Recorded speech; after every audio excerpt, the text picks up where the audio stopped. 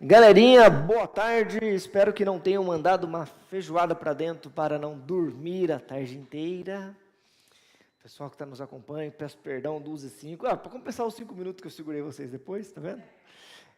Vamos lá, gente, dar continuidade aqui ao painel da parte da tarde, da parte da manhã, para a gente não perder conteúdo. O da parte da tarde é mais tranquilinho, é bastante ponto que a gente já trabalhou em sala, a gente vai rever, porque faz parte do conteúdo da tarde, então não vamos perder conteúdo. A gente terminou a parte da manhã trazendo aquela fala do professor Marçal, bem impactante, né? Aquela fala no sentido de que o advogado agora ele tem que regaçar as mangas e trabalhar, né? Não dá para bater no peito e falar, dá licença, eu sou doutor, não é comigo, fingir que não é, fingir isso de cego já não é mais uma opção para o advogado, né? Que no direito penal a gente chama, na crime de lavagem de capitais, síndrome da cegueira deliberada, ou síndrome do avestruz, que é quando o avestruz põe a cabeça num buraco e finge que não é com ele. Isso não é mais uma opção para o advogado. Falando na questão do advogado, para dar continuidade aqui, vamos trazer aqui algumas questões relacionadas à responsabilização do advogado, porque a gente sabe que, por mais que a gente tenha um órgão de classe forte que trabalhe para a gente com bastante ênfase, a OAB tem bastante poder mesmo assim para trazer, brigar pelos nossos direitos, ainda assim a gente não é imune, né? A gente não é imune a responsabilidades, a gente tem que saber o nosso papel num processo licitatório, na busca de uma boa contratação. Então, de fato, existe uma responsabilização muito grande sobre o advogado, por mais que muitos digam que o parecer é meramente opinativo. Aí coloca aquela palavrinha mágica no final, como se fosse resguardar todos os direitos. Resguardar tudo aquilo que está no papel, salvo o melhor juízo. Gente, aquilo é um chavão, uma prática, né? Não tem efeito jurídico nenhum. Esqueci de pôr, agora eu estou exposto. Não, é óbvio que salvo o melhor juízo, né? Eventualmente você pode ter uma opinião, outro colega ter outra. O fato é que você não pode cometer um erro grosseiro ou agir com dolo, nos termos do artigo 28 da LINDB. Tá? Então, aqui, ó, o que a gente tem que tomar cuidado também, o professor Pereira Júnior e a René Dott, num livro específico, recomendo inclusive esse livro, tá? É um livro que trata especificamente da responsabilidade de cada um dos atores que estão atuando num processo licitatório. Então tem um capítulo específico para o gestor, tem um capítulo específico para o advogado, tem um capítulo específico para quem está fazendo orçamentação, tem um capítulo específico para quem elabora o termo de referência, o edital, o agente de contratações. Então é bem bacana esse livro aqui, tá? Bem legal. Usei comprei para fazer um dos artigos de conclusão do curso. Chegou cedo dessa vez, aí sim. Já está vindo buscar um milho. Gente, então o que ele fala? A questão do procurador, ele não tem que se meter em questões administrativas, técnicas, de oportunidade de conveniência. Tudo bem, essa oposição aqui é de 2022, né? Mas ela embasava mais na ótica da 8666, mas a rigor a gente sabe que a 14133 trouxe essa necessidade de entrar um pouquinho no mérito, mas tem que saber até onde ir. Essa ideia do advogado querer se meter em tudo, por mais que faça parte do controle, tem que respeitar a discricionariedade, a conveniência e oportunidade do gestor. Beleza? Questões técnicas, por exemplo, o advogado se metendo em questão de engenharia. Esse projeto está errado. Quem é um advogado para dizer que está errado? Tem muitas questões nesse sentido. Ou que o contador colocou determinada dotação, o advogado vai lá e questiona. Eu, particularmente, prefiro adotar uma postura mais apaziguadora. Eu vejo que, eventualmente, porque as coisas se repetem. Ano passado eu dei um parecer sobre aquela compra, esse ano eu estou dando de novo. Ano passado citou uma dotação, agora citou outra. O que aconteceu? Eu prefiro chegar lá e conversar, mudou o plano de contas, ano passado empenhou de maneira equivocada, mudou o entendimento do tribunal, o que está acontecendo? Aí a pessoa, se for o caso, corrige, se não, esclarece. Eu que não vou pôr no papel, contador, o senhor está errado. Primeiro que é um desrespeito com um colega que estudou para isso, a gente não tem formação de contabilidade, até porque números não é na nossa praia, né? Eu fiz direito para fugir dos números, né? Então, a rigor, a gente não tem que se meter em questões técnicas. O engenheiro falou que é isso aqui, o advogado vai falar que não. O engenheiro falou que é uma obra de serviço de engenharia comum. O advogado fala, não, isso aqui não é. Enfim, é o seguinte, a responsabilidade é sua, engenheiro. É isso mesmo? Então tá ótimo, não sou eu que vou discutir. Né? Aqui, questão da responsabilização do parecerista, tem uma decisão paradigmática do STF. Inclusive, eu estou concluindo a minha terceira pós sobre licitação. E essa semana eu acabei assistindo uma aula que citou, inclusive, esse julgado. Esse julgado eu uso bastante tempo em sala de aula. Nunca tive ninguém usar ele, mas é a professora lá, é uma juíza de direito no estado de São Paulo. Eles usam lá bastante esse julgado do STF, né? Um tanto quanto antigo, mas é atual. Por que atual? Porque não teve nada que suplantou esse entendimento. Tá? Então, existem 3 tipos de pareceres, não só jurídico, parecer mesmo. O parecer, facultativo, que é aquele que a administração não se vincula a ele. Tá? Então, por exemplo, você tem uma dúvida e manda para o jurídico se manifestar. O jurídico se manifesta. A lei diz que esse parecer, a lei obrigou ele a fazer? Não. O parecer que a lei obriga a fazer é aquele do 53, para analisar todo o processo como um todo. Aqui é uma coisa mais facultativa. Você é obrigado a acatar? A rigor, não. Porque entra nessa questão do parecer facultativo. A autoridade não se vincula ao parecer, sendo que seu poder de decisão não se altera pela manifestação do órgão consultivo. Só que nesse caso, quando você for discordar, tem que ser de maneira fundamentada. Beleza, agradeço a opinião do colega, mas tem esse outro julgado, essa outra doutrina que entende de forma diversa e vou adotar uma postura diversa. Então não é obrigado. O jurídico falou que tem que fazer. Tá? Não é bem assim. Outro tipo de parecer jurídico. Quando a consulta é obrigatória, aqui entra o artigo 53. 53 não fala que o processo vai para a consultoria jurídica, para análise da legalidade, fala até como que tem que fazer o parecer? Aqui a lei obriga. Beleza? A autoridade administrativa se vincula a emitir um ato, o tal ato, como submetido à consultoria. Então, é obrigado. Posso, de alguma forma, descumprir o que o parecer está dizendo? O parecer falou, não faça. Você pode ir lá e fazer? A rigor, você até pode, mas aí não é uma mera fundamentação para justificar. Você tem que submeter a outro profissional para emitir um novo parecer jurídico. Tá? E lembrando que parecer jurídico é só por quem é inscrito nos quadros da OAB, pelo Estatuto da OAB. Tá? Olha lá, quando a consulta é obrigatória, a autoridade administrativa se vincula a emitir o ato como submetido à consultoria, com parecer favorável ou contrário. E se pretender praticar de forma diversa da apresentada à consultoria, deverá submetê-la a novo parecer. Aqui, uma mera fundamentação, você pode discordar. Aqui, tem que ter um novo parecer. Por isso que eu, inclusive, defendo que tem que ter o comissionado. O comissionado, se der um parecer fundamentado contrário, o meu parecer não precisa prevalecer. Beleza? Porque eu não sou o primeiro dono da verdade, eu não tenho sequer essa vaidade. Já não, o Rick falou, tem que obedecer. Não, meu amigo, meu papel aqui é orientar. Quer escutar, escuta. Não quer, não escuta. A responsabilidade é sua. Meu réu primário não vai ser gasto contigo. Beleza? Essa é a minha postura. Essa é a minha postura. Tá? Esses são os 2 primeiros. Então, a consulta facultativa, a consulta obrigatória e a consulta vinculante. Olha lá. Quando a lei estabelecer a obrigação de decidir à luz do parecer. Então, a lei fala, tem que submeter o parecer e tem que seguir o parecer. Até esses dias eu não vislumbrava nenhum exemplo, mas aí nessa aula da pós, a professora trouxe o exemplo daquele parecer em processo de análise do INSS, quando o médico diz, você está apto ou não para o trabalho. Se o médico disse, o técnico do INSS não pode decidir de forma diversa. Vincula. Tá? É um parecer do médico, já não é do juiz. É um exemplo que ela trouxe, que eu falei, nossa, é verdade, é um exemplo bacana, tá? Que ela trouxe nessa última aula que eu assisti essa semana. Olha lá, quando a lei estabelece a obrigação de decidir, à luz do parecer vinculante. essa manifestação do teor jurídico deixa de ser meramente opinativo e o administrador não poderá decidir senão nos termos da conclusão do parecer. Ou então não decidir.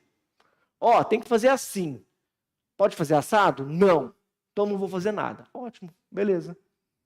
Só que o exemplo que a gente traz não é da licitação, é só para ilustrar mesmo, tem a ver com os pareceres médicos em processos relacionados à aposentadoria e concessão de benefícios, em razão da questão médica. Beleza? Então está aqui a questão de quando a gente vai atender ou não. Ah, ele emitiu um parecer lá com base no artigo 53. E fez mesmo assim, nem justificou. Meu amigo, ó, comigo não morreu. Minha parte eu fiz.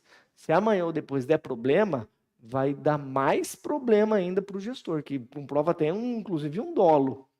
Porque, eu não sabia, o júri falou para não fazer, meu amigo, tá aqui. Você falou e fez. Tá? Então, assim, não é querer mandar no órgão, pelo amor de Deus. É orientar para evitar BO. Então, e essa postura de, às vezes, você dizer não, que é desgastante para a gente. Né? Vocês aí no dia a dia do front que se deparam com situações que se fala, senhor presidente, eu não posso fazer dessa forma, às vezes não é agradável, tem represárias, tem perseguição, mas é o nosso papel, porque no final das contas é a gente que vai junto para o buraco. Tá? Então o problema de trabalhar com licitação é justamente esse. Tá? Então aqui, questão de obedecer ou não o parecer. Tá? Lembrando que tem que ser um parecer fundamentado, tem que ser um parecer com um mínimo de lastro, não é mera opinião do colega, tem que ter uma jurisprudência, mas uma doutrina, né, para fundamentar. Não é o Zé Ruela do Rick, é o Marçal de Tem Filho, entende? Essa é a jogada. Ninguém quer saber a minha opinião. Senão quando a gente vai fazer trabalho acadêmico, né, um artigo, né, uma tese de doutorado, uma dissertação de mestrado, um TCC, né, uma monografia para concluir o curso, uma coisa impactante que a gente, quando começa a escrever esse tipo de coisa, a gente vê o orientador falar, ninguém quer a sua opinião. Você não é ninguém na academia. Então, sempre que você for citar, diga de onde é a fonte, até para não gerar o plágio. Porque você, quem é você? Eu sou o Rick, mestre em Direito. Grande coisa. Tá? Eu tenho 10 pós-graduação. E daí? Tá? Então, você tem que fundamentar, tem que trazer gente grande para dizer que não é a sua mera opinião, até porque o achismo não cabe no direito, tá? E muito menos na academia, né? na faculdade, trabalho acadêmico. Então, tá aí. Questão da responsabilização. Olha o que diz o artigo que a gente já citou algumas vezes. O agente público responderá pessoalmente por suas decisões ou opiniões técnicas. Olha a opinião técnica, olha o parecerista aqui. Em caso de dolo ou erro grosseiro. Então, um parecerista, o advogado falou, não, pode fazer a dispensa em razão do valor, nesse valor aqui de 300 mil reais. Vai dizer que isso não é um erro grosseiro. Né?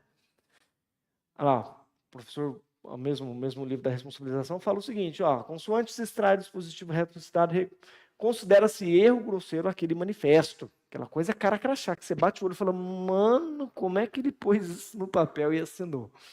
Né? Evidente, inexcusável, praticado com culpa grave, caracterizado por ação ou omissão em elevado grau de negligência, imprudência ou imperícia. Só que é um detalhe, no campo do parecer técnico jurídico emitido em processo de contratação pública, o erro grosseiro não pode ser confundido com simples divergência. É aquilo que eu falei, o nosso colega lá, eventualmente, ele adotou uma corrente minoritária, né? Uma corrente minoritária, que se tiver algum lastro, beleza, está resguardado. O direito não é ciência exata, já diria Carmen Lúcia, né? Ministra do STF. Então está aqui. Olha lá, mais uma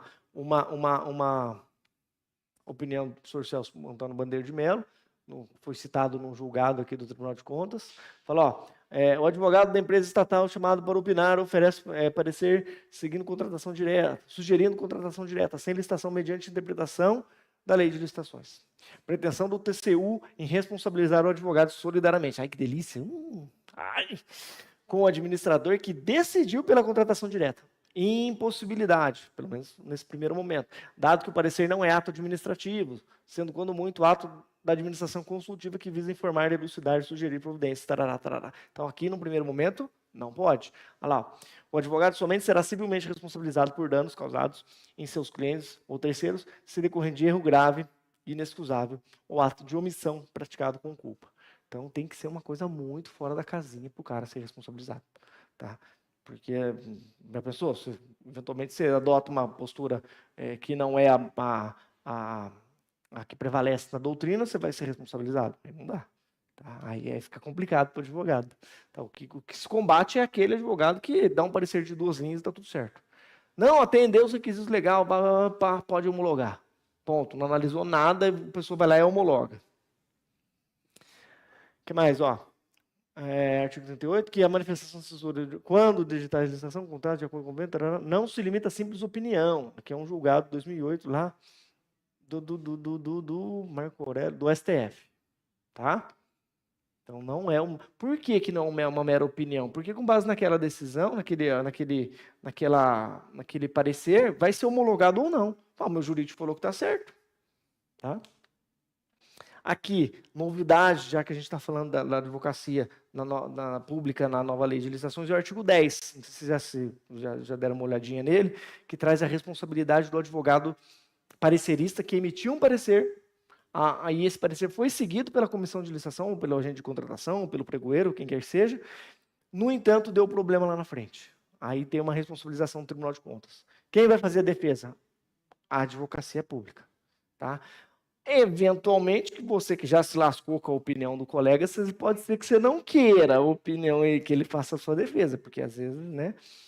Mas eventualmente o órgão pode ter mais de um advogado e tal, então não está aqui. Só que isso aqui tem um probleminha. Existe uma ação direta de inconstitucionalidade tramitando sobre esse dispositivo. Por quê? Qual que é a competência da União? Norma geral de licitação, certo? Aqui, o que sustenta a inicial dessa ação direta de inconstitucionalidade é que, quando a União criou esse artigo, ela criou uma atribuição para todos os advogados públicos do Brasil. Falou, o advogado da Câmara de Jacarezinho, tá aqui uma responsabilidade para você. O advogado lá de Santo Antônio da Platina, tá aqui. Todos os advogados de Câmara e Prefeitura dos 5.570 municípios tiveram uma responsabilidade a mais. O que isso quer dizer? O argumento é de que esse artigo quebrou o pacto federativo, em razão da separação da União, Estados, Distrito Federal e municípios. Então, a União não pode criar uma atribuição para servidor do executivo, do município, por exemplo. Então, é o que se está discutindo lá, só trago para efeito de novidade. Falando em novidade,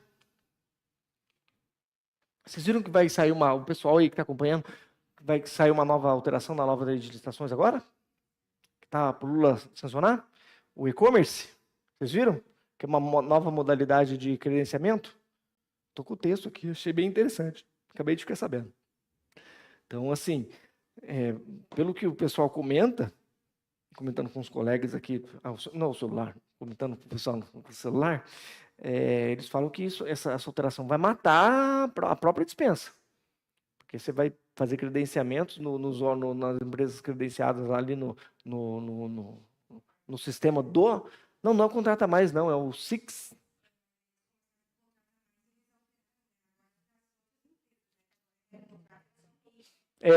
Mas agora é e-commerce mesmo. Você vai contratar da internet, propriamente dita. E-commerce. Vai comprar pelo que eu entendi, né? Vamos aguardar. Vai comprar de Amazon, de Mercado Livre, não, novidade, tá para sanção. Acabei de ficar sabendo, antes de chegar eu estava lendo. Isso, tem o...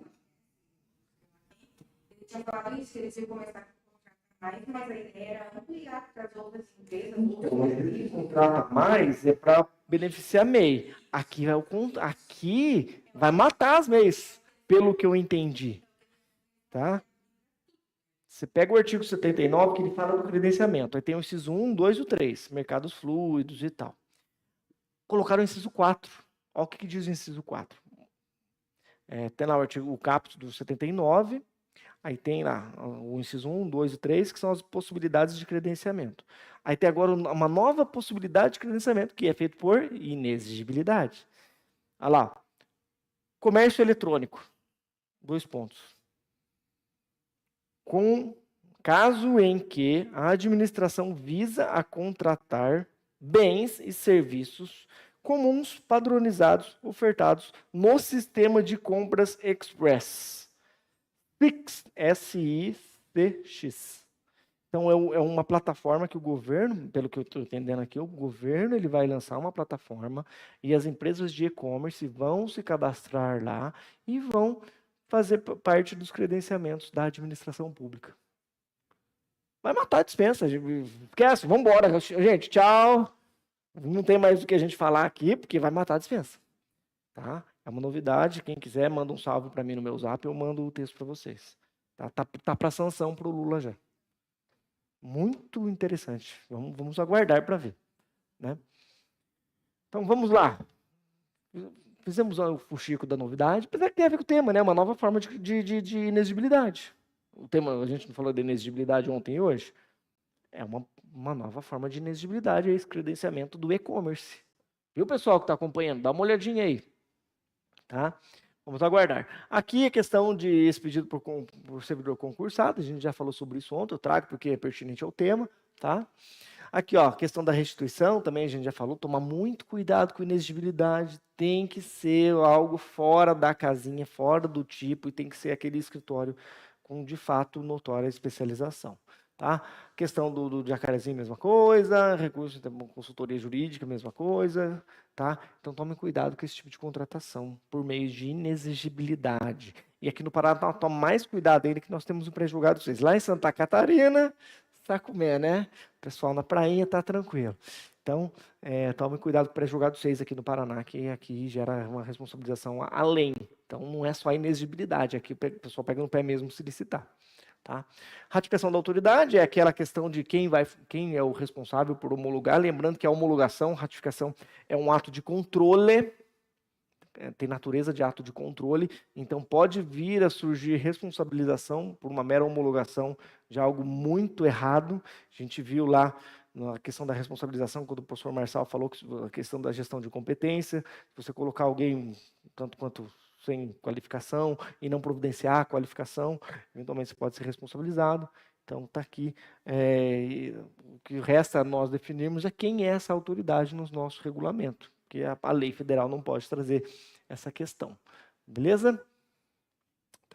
Manual de compras do TCU, submetido à autoridade. Aqui, o que fala o manual de compras, né? Submetido à autoridade responsável para homologação. Então, aí tem que ver quem que é essa autoridade, tem parecer jurídico. A lei não fala, vocês viram que tem parecer jurídico para homologar? Não fala. Mas é prática na administração mandar para o jurídico antes de homologar, para ver se está tudo certo. Até porque, como eu acabei de adiantar, é um ato de controle que pode gerar responsabilização do gestor. Tá? Instrução normativa fala da dispensa eletrônica, encerrada de tarará, tarará, tarará. Por que a gente está falando isso aqui? A gente já não falou disso aqui? Julgamento de habilitação? Será? Tá. É quando a gente está falando de homologação. Então, depois de ter o julgamento de habilitação, vai para a fase de adjudicação para a autoridade superior e homologação do procedimento. A adjudicação é quando você declara que aquela empresa é possível contratada, lembrando que eventualmente a contratação pode não se dar por questões supervenientes, né? E a homologação é quando, ok, vamos lá, a partir de agora a gente pode assinar o contrato com aquela empresa que foi declarada adjudicada. Beleza? Participação de e-mail e EPP.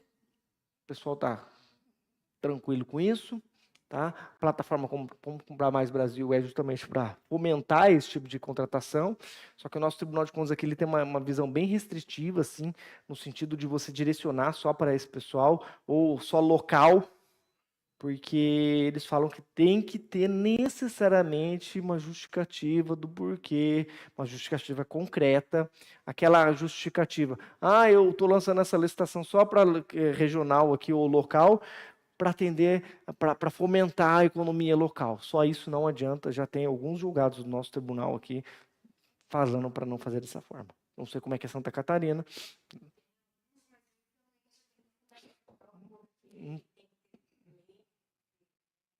Então, isso.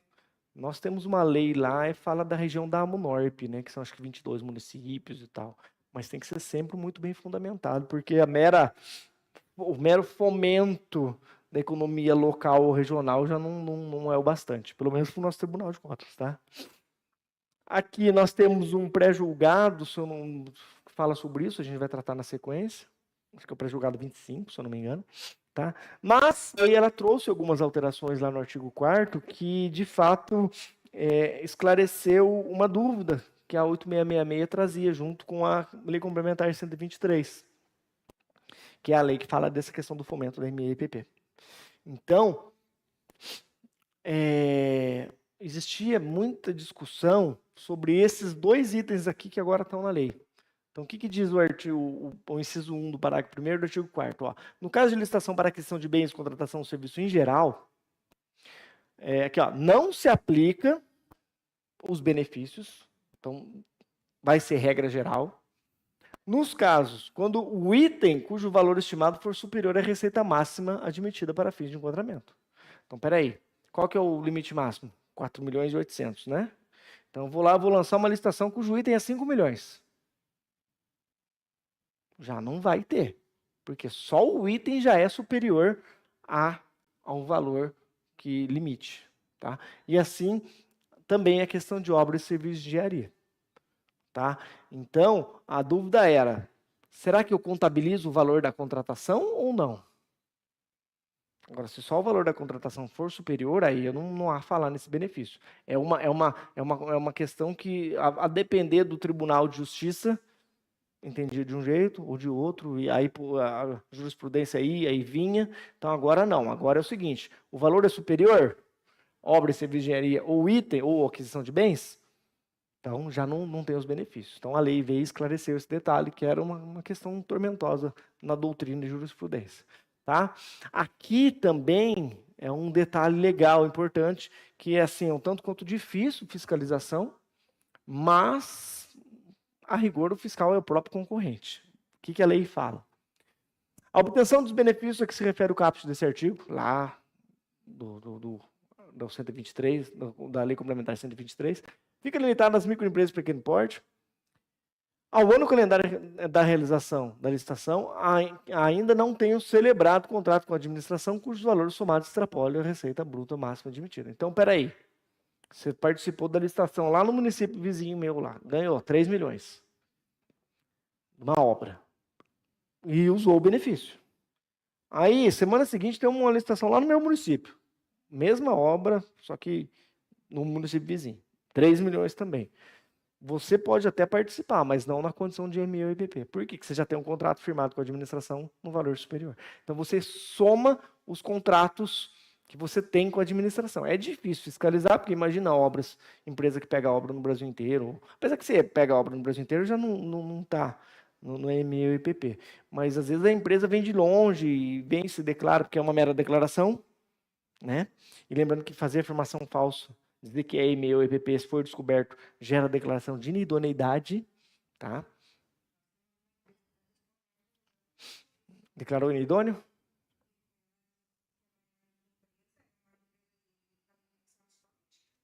Difícil, tem. Só se ela não tem obra. Então, se você tem um parecer jurídico, contábil, analisando o balanço da empresa, e realmente ela era uma empresa naquela época. Só que daí aconteceu isso, você participou da outra licitação, o concorrente denunciou, então, o MP e está correndo o processo. Declaração de inidoneidade. Não, se não me engano, vai ter um crime estatal. É fraude, não sei, tem um dos crimes lá, está aqui também. Então é complicado. Então, aqui também é outra questão da doutrina, você tem que somar, que a jurisprudência fala, contabiliza aquelas contratações, mas peraí, eu fiz a contratação, mas ainda está em execução, o dinheiro não entrou. Contabiliza. Aqui fala em contratações. Tá? Então, uma dúvida que a própria lei veio e esclareceu para pôr uma parte de cal na discussão. Tá? Então, aqui bacana, sim, mas a gente fica na mão do concorrente vir e esclarecer. Penso, então acho que eu vou, essa última última aposta que eu estou fazendo, acho que eu vou fazer um artigo sobre isso. Que eventualmente os tribunais de contas ou a União colocar um cadastro das empresas que contrataram com algum órgão municipal, federal, algum órgão público. Então você bate o CNPJ da pessoa, a pessoa tem um contrato assim, assim, assado, soma tal. Para quê? Para acompanhar isso aqui. Porque é bonito no papel. E para fiscalizar esse trem? Entendeu? Ganhou uma licitação lá no teu município. Na hora que declarar homologar essa licitação, que é assinar o contrato, a administração é obrigada a informar esse um PNCP da vida. Colocar uma ferramenta dentro do PNCP para efeito de observar isso aqui. Bacana. Vamos ver. Olha lá, é 27, né? 25. Então, o pré-julgado 27 do Paraná trata especificamente dessa questão. E ele alerta sobre essa questão de fato, ter que ser motivado. Ó, motivação específica, contextualizada. Então, não vamos perder tempo lendo o pré-julgado, é um pré-julgado enorme, mas para quem for mexer com essa questão de ME e PP, dá uma olhada no pré-julgado. Ela é possível mediante expressa previsão em lei local, então pode ter esse benefício.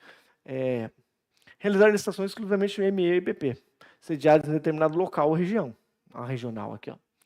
Em virtude de peculiaridades do objeto a ser licitado e para a implementação de objetos propostos na lei, da implementação dos objetivos propostos no artigo 47 da lei 123. Então pode? Pode.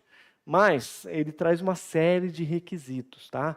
Aplicação de instrumentos fomentará, somente podendo ser afastado na hipótese retratada no artigo 49, exigindo em qualquer caso motivação específica e contextualizada. Tem que dizer o porquê. Ah, é para atender, fomentar aqui. Não, esquece, tá? Aqui, ó. Qual o posicionamento do Tribunal de Contas em relação à documentação exigida? Olha lá, cabe ao município regulamentar. Não se deve exigir que a declaração e enquadramento seja firmada pelo contador, bastando a assinatura do representante da empresa. Tem município que fala assim, ó, eu quero uma assinatura de um contador.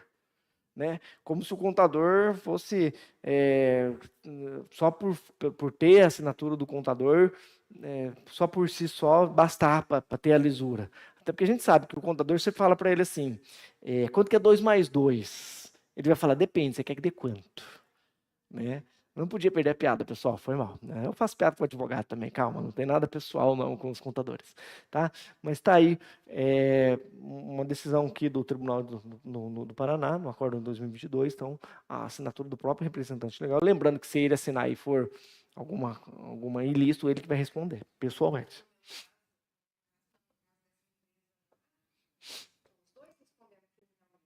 O contador assinou junto? Firmou declaração falsa no bojo de uma licitação, vai responder. Que delícia, cara. Olha lá, ó. Aqui, ó, tem questão de atestado com essa capacidade técnica. Qual deve ser a diferenciação dos documentos exigidos? Olha lá, os documentos exigidos para a qualificação técnica devem estar em consonância com o mínimo necessário. Então, aqui é questão de não exigir muito além daquilo que precisa para não gerar uma certa dificuldade maior para o licitante. Olha lá, haveria possibilidade legal de instituir preferência de pagamento para MEI, ME e EPP? Então, era uma dúvida que surgiu, falando, não, Anina, não, o município não pode criar essa margem de preferência, tá? Então, é do pré-julgado 27 ainda, tá? Tem mais coisas dentro do pré-julgado que eu fiz um resumo bem enxuto mesmo, só trouxe mais as novidades da nova lei que esclareceu essas dúvidas que tinham, tá? Fica aí a sugestão para quem quiser dar uma olhada. Eu sei que não se aplica em Santa Catarina, mas a gente sabe que aqui o pessoal é faca na caveira. Se eventualmente você seguir o pré-julgado deles, dificilmente você vai ter problema com o teu Tribunal de Contas lá. Então, aqui um julgado de 2023, onde falou o seguinte, ó, meu amigo, nananina não, cadê a justificativa? Ó, Requião, que é o conselheiro aqui do Paraná, o irmão do Roberto Requião, conselheiro do Tribunal de Contas agora, quer dizer, o Requião é ex-governador, tá? Só contextualizar, o Requião é irmão dele, é conselheiro. Apontou o quê? No instrumento convocatório em questão, as justificativas apresentadas são completamente genéricas, pois somente declaram o intuito de estimular a economia local e regional.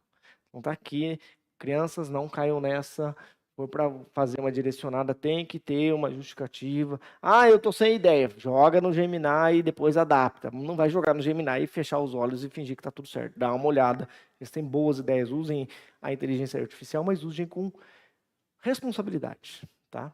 Então tá aqui, decisão recentíssima do conselheiro Maurício Requião, que é irmão do Roberto Requião. Aqui, ó, outra caiu no colo do mesmo conselheiro. A decisão foi o quê? Considerou que o tratamento diferenciado para essas categorias das empresas se baseou unicamente na legislação municipal nacional, sem apresentar razões que parassem tal restrição. A questão tem que dizer o porquê que você está fazendo esse fomento, tá? Então, questão das publicações, a gente está usando o nosso PNCP, vamos lá. Para que serve? A rigor, centralizar essas publicações. Aí dei valor, hein? O pessoal de casa agora vai ficar com inveja. Olha lá, ofereceu o sistema de registro cadastral unificado e o painel de consultas. Deixa eu ver essa parada aí, vamos ver esse negócio, não passa reto não. Olha lá, docinho.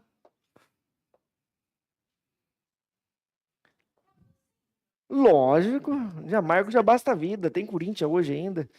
E eu vou estar na estrada e vou perder. Puxa vida, que time você torce? Judiação. Capaz, urubuzão mesmo? Olha aqui, eu sou mais ser gambá do que urubu, hein? Ó, que delícia, o gambazão aqui, é nóis. Por que chamou a gente de gambá, né? Que sacanagem. Mas tá bom, é nóis, vamos vestir a carapuça. Os parmeiras gostam de chamar de porco, então tá tudo certo. Então aqui, as principais ideias do PNCP, olha lá, ele tem que conter lá o plano de contratação anual, né? Catálogo de eletrônico de padronização, editar. Isso aqui é letra da lei, tá? Ata de registro de preço, contrato, notas fiscais eletrônicas, se for o caso, tá? Então, letra de lei, vamos passar a batida. Artigo 75, parágrafo 4º, fala as contratações de que tratam incisos 1 e 2, que é a dispensa em razão do valor. Esse artigo serão preferencialmente pagas por meio de cartão de pagamento. Imagino que a União usa essa questão, o município eu desconheço, tá? Cujo extrato será divulgado e mantido à disposição no PNCP. Beleza? Nosso querido PNCP. Olha lá, ó. O ato que autoriza a contratação direta também, o extrato tem que estar lá no sítio eletrônico, além do PNCP, questão de publicação, né? Olha lá, ó. Documentos de licitação devem ser publicados pontualmente no portal da transparência. Então, aqui um acordo aqui, ó, dessa semana, essa notícia, se eu não me engano, porque sempre que eu vou elaborar aula, eu vou atualizar, eu entro lá nas notícias e tal, e pego algumas novidades do nosso tribunal. Ó.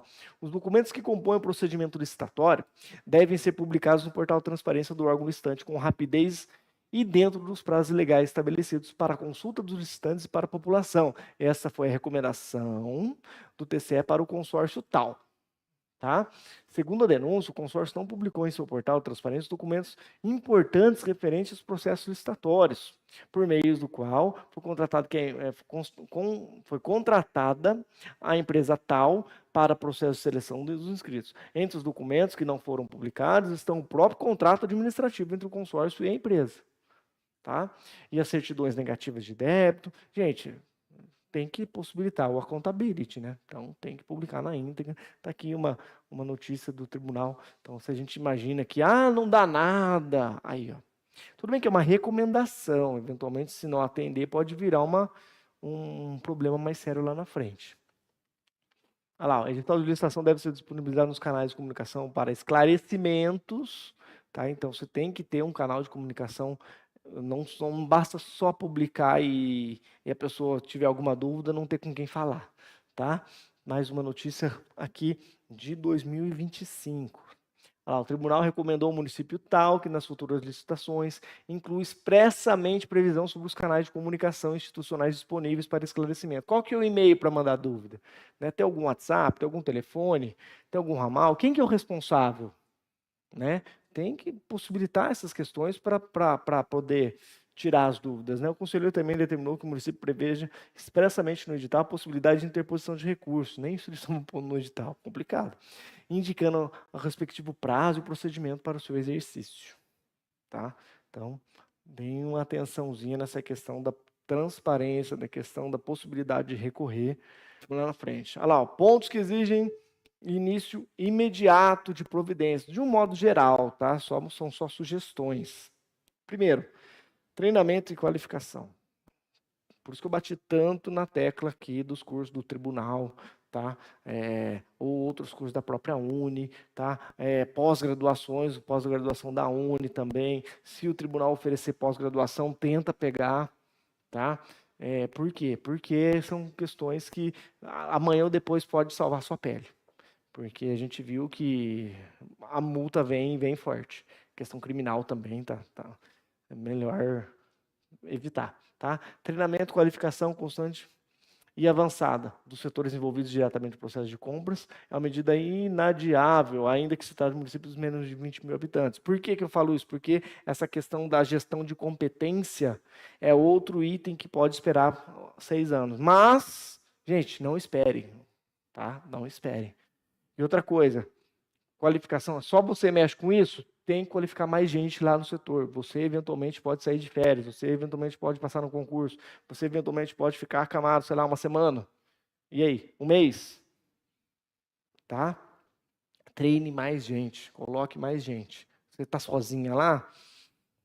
Reveja essa prática e cobra o seu prefeito, porque você não pode nem tirar férias.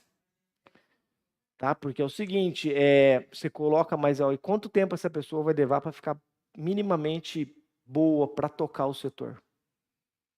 Precisa. A gente acabou de colocar mais um. Ah, mas gera uma despesa a mais. Dane-se. A administração não pode parar. Tá? A administração não pode parar. Então, dê uma olhadinha lá, ainda mais prefeitura, que o volume é muito maior que de uma Câmara Municipal. Né? Deus me livre e guarde. Deixa eu quietinho na Câmara lá, porque prefeitura é bucha. Então, qualifique. Ah, mas eu não trabalho na área. Não importa, amanhã ou depois você pode vir a trabalhar. Tá? E outra, conhecimento é poder. Tá? Você está lá trabalhando com um prefeito que declaradamente não gosta de você. Certo? Ah, você trabalhou para o outro, você declarou apoio para o outro. Teve que te engolir, por quê? Quem vai fazer o serviço? Conhecimento é poder, gente? Tá, conhecimento é poder. Quem faz? Só o fulano. Então, vamos atrás do fulano. Tá?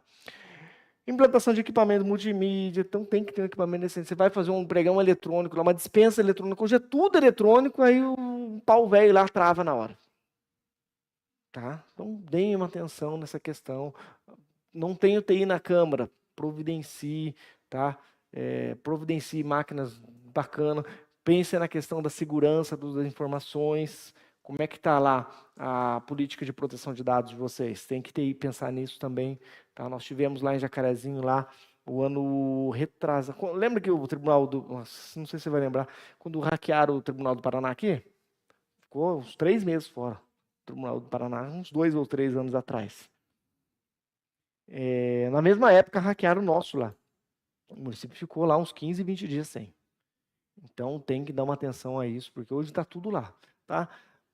Modernização do processo para recebimento de proposta, tal. Não espere esses 6 anos. Não. Ah, a lei fala que eu posso esperar 6 anos. Gente, vai se adaptando. Amanhã depois vem uma ordem de cima para baixo dizendo que você tem que fazer da manhã, que nem eu falei da dispensa eletrônica. Hoje não está exigindo? Não, mas amanhã depois pode começar. E daí? Você nunca fez, como é que você faz? É complicado. Vai se adaptando aos poucos, tá? Eu sei que a grande maioria dos municípios tem menos de 20 mil habitantes aqui no Paraná. Tá? Eu tenho esses dados na próxima apresentação. É coisa são 399. Menos de um quarto tem mais de 20 mil habitantes. Tá? Então, Paraná. Agora imagina o Brasilzão afora. Tá? Procedimentos devem ser preparados o quanto antes. Olha lá, preparação da gestão de competência, implementação do controle interno. O controle interno tem um papel importantíssimo na nova lei. Tá? Analisar a preparação dos instrumentos convocatórios que visem prestigiar fornecimentos de questão local, regional, tomando sempre cuidado para essa questão de sempre justificar, tá? Que esse Compra Mais Brasil é uma plataforma excelente, tá? Para o dinheiro ficar na região. Porque essa questão de ser eletrônico, eventualmente o dinheiro está indo para fora. E aí? Né? Então, vamos tentar dar uma atenção a isso. Vamos adaptar essa nova lei aí que vai sair, que está lá para a sanção do Lula, não sei se vai ter veto ou não, mas tudo indica que vai ser sancionado, tá? Eu trago informações para vocês antes da lei existir. Que professor fodão, hein? Vamos cuidar do horário aqui, que senão lascou. Tem a apresentação da tarde. Aguarde a questão da recomendação, manifestação do Tribunal de Contas. Se eu não me engano, essa lei traz questões relacionadas a dispensa também do registro de preço. Acho que a gente comentou hoje cedo. Se eu não me engano, trata alguma coisa sobre isso também. Não pare nesse curso. Gente, esquece. São 16 horas de curso, o curso foi excelente, aprendi bastante. Legal. Sabe tudo? Não, nem o professor sabe tudo. Nem o Marçal Justem Filho sabe tudo. Tá? Quer dizer, ele eu acho que pode ser que sabe. Tô brincando. A rigor, não. É muito complexa a lei, envolve conhecimentos multidisciplinares. Então, é difícil o cara bater no peito e falar, eu sei tudo de licitação. Desconfie se alguém disser isso para você. Tá? Atuar com maior zelo. A gente viu a questão da responsabilização tá vindo forte. Tá? Não incorrer em um ilícito penal. Tá? A gente viu a questão da penalidade, que foi tudo agravado. Crie os seus regulamentos. Tá? Senta, faz o regulamento, forma uma comissão, porque o regulamento ele tem que ser multidisciplinar também. Por exemplo, eu vou fazer um regulamento sobre o plano de contratações anual. Jurídico faz? Jurídico não vai saber fazer, ele não conhece a dinâmica de contratação tão a fundo quanto o pessoal que está fazendo a formalização da demanda no dia a dia. Então tem que chamar o pessoal do planejamento, tem que conscientizar esse pessoal da importância, porque às vezes você chama para reunião, os caras falam, tem um amigo meu que ele fala o seguinte, eles fizeram uma reunião para marcar uma reunião. Né? Tipo, não resolve nada, ele odeia, falou em reunião, ele até arrepia. Mas a rigor você tem que se reunir, você tem que debater, você tem que conversar, você tem que conscientizar da importância de todo mundo, tá? Então, façam os seus regulamentos, tá? Não copiem deliberadamente, se adaptem à realidade de vocês, que a realidade não bate, tá? Fiquem espertos com isso. Sobre o tema que nós tínhamos para falar, belezinha, tá dentro dos... Acho que em 2 horas a gente trata o outro painel.